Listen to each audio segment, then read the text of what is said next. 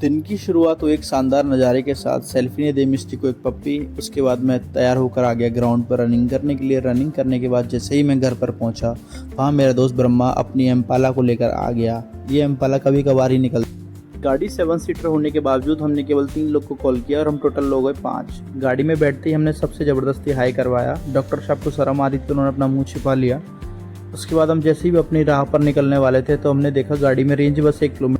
इतनी बेहतरीन रेंज को देखने के बाद सारे दोस्तों ने कुछ अपशब्द बोले ब्रह्मा को, और उन अपशब्दों को सुनने के बाद ब्रह्मा ने अपनी बेहतरीन स्किल्स और इस अनुभव का फ़ायदा उठाते हुए तुरंत हमें पहुंचा दिया पेट्रोल पंप पर। 1000 का ईंधन रिचार्ज करवाने के बाद हम दोबारा चढ़ पड़े हाईवे पर और एक के बाद गाड़ी को ओवरटेक किया। थोड़ी देर बाद हमें समझ में आ गया और ब्रह्मा को साइडलाइन करते हुए भारत के सबसे सुरक्षित ड्राइवर के हाथ में गाड़ी को थमाया। मेरी सीट पर बैठते ही इनका रोम रोम का रोमांच जाग उठा। उन्होंने सनरूफ के लिए मज़े और आसपास के नज़ारों का उठाया आनंद। उसके बाद हमने देखा पेट्रोल पंप जो कि 10 रुपये सस्ता पेट्रोल दे रहा था, तो हमने यहाँ से सोचा यहाँ से गाड़ी का टैंक फुल करा लिया। मशीन की रीडिंग स्टार्ट होने वाली थी और ब्रह्मा की धड़कनें तेज होने वाली थी।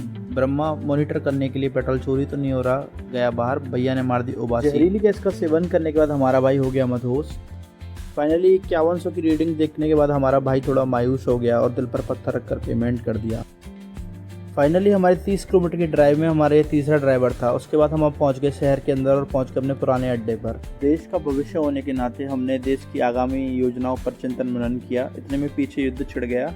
सारे दोस्त टकटकी लगाकर युद्ध का आनंद लेते हुए उसके बाद बैठे बैठे शाम हो गई। कॉफ़ी पे कॉफ़ी लपेट दी हम लोगों ने। शाम हो रही थी, हमारा काफिला बढ़ता चला जा रहा था। फिर हमने गाड़ी की तरफ देखा जो हमें प्यासी निगाहों से निहार रही थी।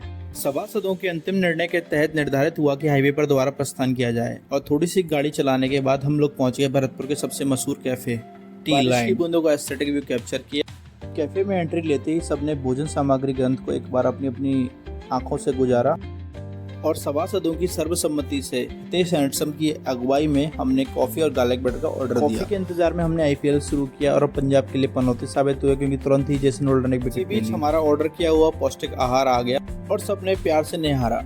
एक लकड़ी के विचित्र यंत्र से मैंने कॉफी को ब्लेंड किया और आंख बंद करके मैंने कॉफी की सिप ली। आंख जैसे ही खुली तो देखा बीरपाल और तेजपाल ने सब कुछ खत्म कर दिया। मौज मस्ती के दौरान गलती से घड़ी पर नजर पड़ी और देखा रात के 10 बज चुके हैं। कई लोग भयभीत हो गए, तो इसलिए सबकी जिम्मेदारी उठाते हुए मैंने बैकडोर अपने हाथ में लिया और सबको उनके घर छोड़ दिया।